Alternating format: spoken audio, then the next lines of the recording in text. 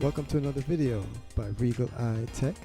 Hey, if you like this, please click so for me. And if you haven't subscribed, can you? Please? And thanks. Hey, do remember to follow Regal Eye Tech on Instagram, where you can see live videos and see random tech stuff.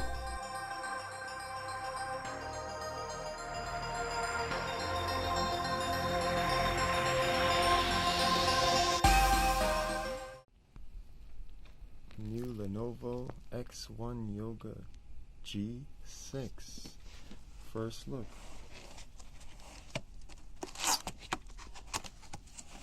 I have not opened this yet.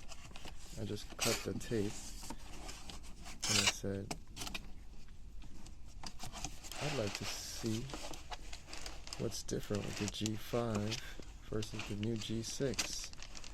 Lenovo had a product line called Yoga and also X1. Over the years, the two have merged into one brand. So the X1 is now Yoga.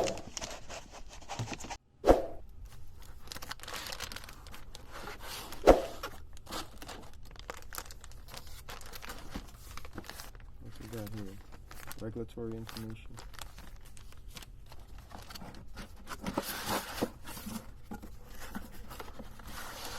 And power cord, USB-C.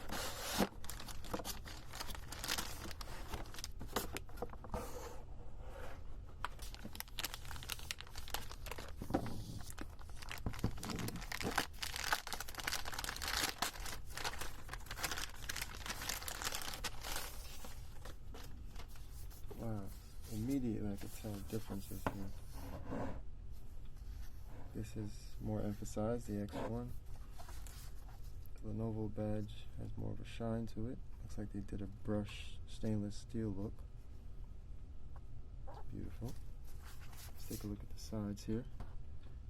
Keeping with the USB-C charging and port options. Still have a USB-A, that's great, and a full-size native HDMI port. Always convenient. On the front here we have, looks like 1, 2, 3, 4 microphones. I'm just doing this just off of the eye, not reading from any spec sheet just yet. What do we have here? Wow, new to this model. I can tell right away. Fingerprint reader. How? Fingerprint reader. Awesome.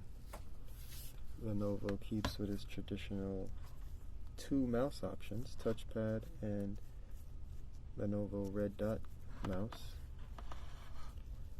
The touchpad looks like it's gotten a little bit wider, but I'll have to confirm that. We have the 3 button mouse, and this one has the Evo i7 processor. Let's check out the screen. Camera. This one actually, which is really, really impressive, that this comes with a privacy filter. So you can lock it and unlock it, which is not new in the Lenovo line of products, but it's the first time I'm seeing it personally on a Yoga.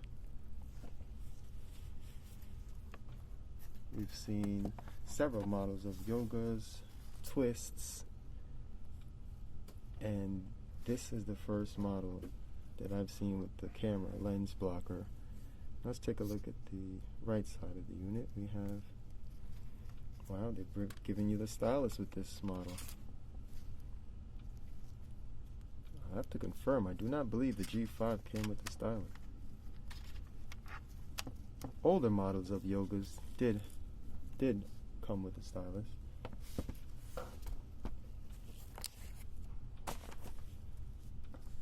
Those of you who are asking what was a Lenovo Twist, because they've only heard of Lenovo Yoga, well, I'll show you one real quick. This is a Lenovo Twist. It did a twist to convert into a tablet. as opposed to the flip completely backwards. That's a twist.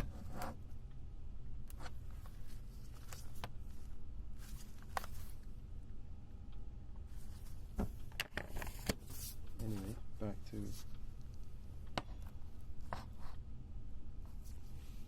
we have another USB-A port, locking hardware port, audio port. That's it for the left side. Let's check out the back. The fan vent. And that's it. Nice clean design. Beautiful hinges. Let's check out the bottom. Fan. I can see two speakers. Wait, is that speakers? No, that's two fans. Double fans on the bottom. And over here is where the speakers are. And they tell you right here. Aluminum chassis. ThinkPad X1 Yoga Generation 6. Two speakers, one on each side.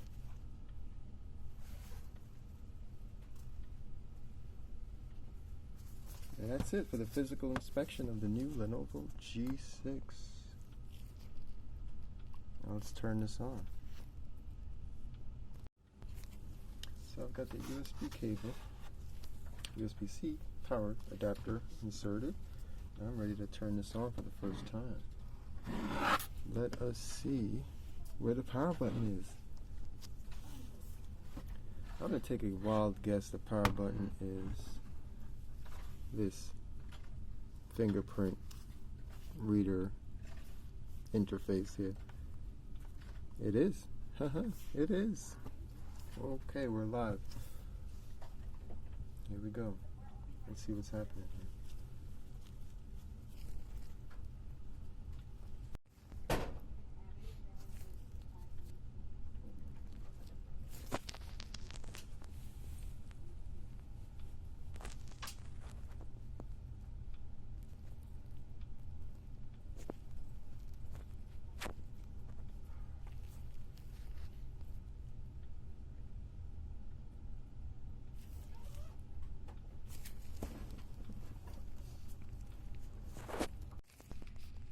Just a basic welcome screen here. Proceeding. Let's get to the OS, the full desktop, so we can test out how fast and unique this could be. So let's run a test here so you can see the performance. I downloaded an app called User Benchmark. It's a free app you can download. And what it'll do is run some stress tests and give you some results on your processor, graphics, drives, memory, and things of that nature. So let's run it.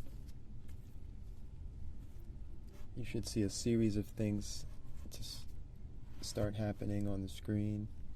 It's actually doing testing as we speak. This isn't necessarily like an install. It's more like a run now type of executable. Right now it's running CPU tests, if you can see.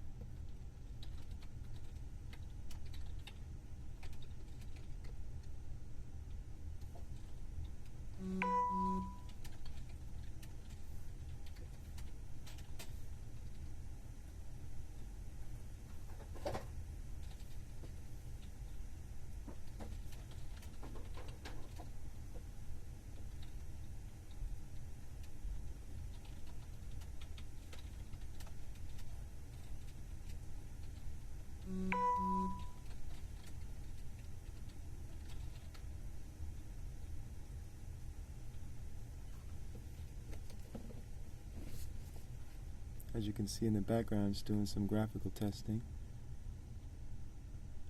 You can hear the Lenovo fan really kick on now. Wow, this thing's pretty cool to watch. And there you have it. Completed. Let's check out the results. So according to the results, this is 97% the desktop side, 29% for the gaming, 27% for the for workstation. I don't quite understand what that means yet, but anyway, let's look further down here for the actual results.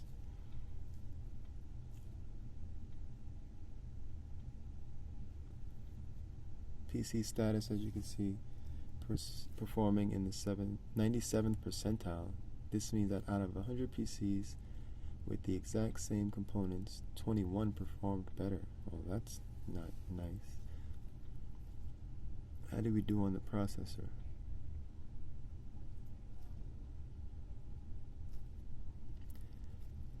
With an outstanding single score, this CPU is the cat's whiskers. It demolishes everyday tasks such as web browsing, office apps, audio, video playback. Additionally, this processor can handle light workstation and even some like server workloads. Finally, with a gaming score of 82.5, this CPU's stability for 3D gaming is very good. Wow. You know, one rule you can always judge a strong PC is by its ability for gaming. Although this machine will never be used for gaming, we hope. It will be more for productivity. And here are some other scores. The boot drive is 236%, is an exceptional SSD score. 16 gigabytes is enough RAM to run any version of Windows. Okay, it doesn't give me... Okay, here we go. CPU throttled at 42% by Windows. Ensure maximum processor state is set to 100%. So, this is not even at maximum processor state by default. It's at 42%, and this can be clocked up a bit. As we go down into the report on the benchmarks here.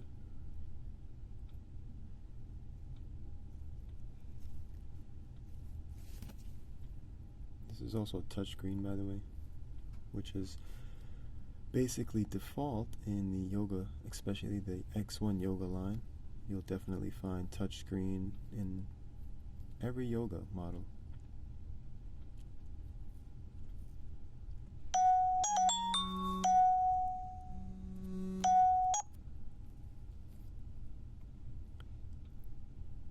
Memory latency, ladder, skills bench.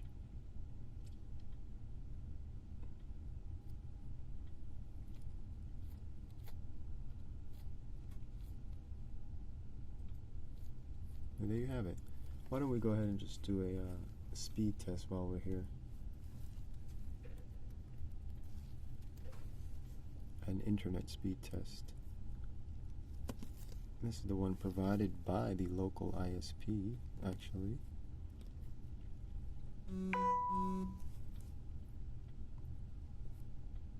Now, mind you, I am on Wi-Fi.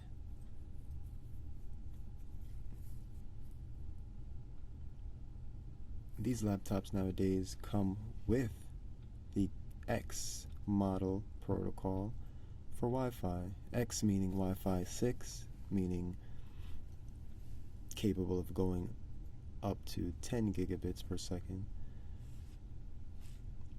That's the level of speed that we're in this day and age. So there you have it. On the first run, 606 megabits per second download with a 188 upload speed. That's pretty good.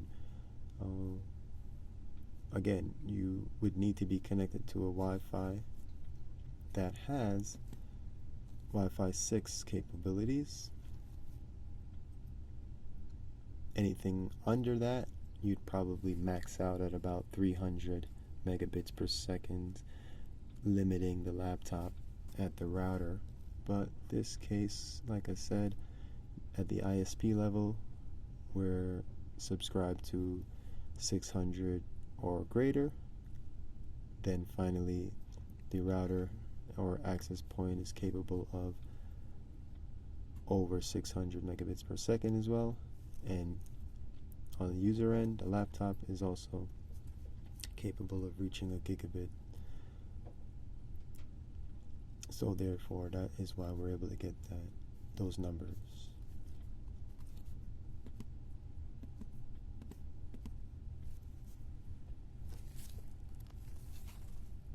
Do remember, Tech Family, subscribe and share. Hit like if you like. Comment for tips. We can co-enlighten each other.